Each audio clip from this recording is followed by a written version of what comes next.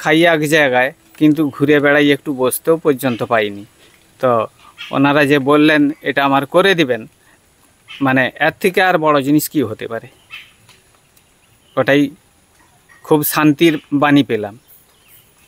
সেই যে সেই দিনের রাতটা কেমন ছিল, যে হঠাৎ করে বাড়িটা পুরোই হয়েছে, মানে সেই দিনের একটু বলুন কি বিষয়টা কীরকম ছিল?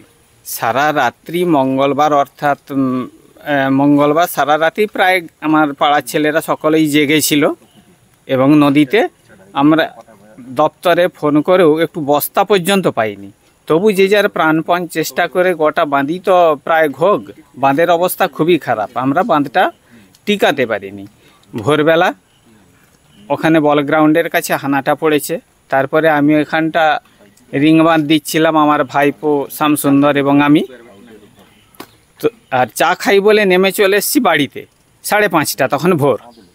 তারপরে নেমে আসার পরেই চা তো খাওয়া হলো না, হানা পড়ে গেল।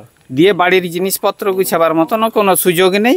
আমাদেরকে পাড়ার ছেলেরা সকলে মিলে ধরে কোনো রকমে বার করে নিয়ে চলে গেছে, নাহলে আমরা পর্যন্ত 3 জন প্রাণী বেরাতে পারতাম না এখান থেকে, জলের ঢেউয়েই টানা হয়ে যেতাম। এইরকম ভয়ঙ্কর দৃশ্য। তারপর এখান থেকে বার করে সঞ্জয় গাঙ্গুলিদের বাড়িতে ছিলাম।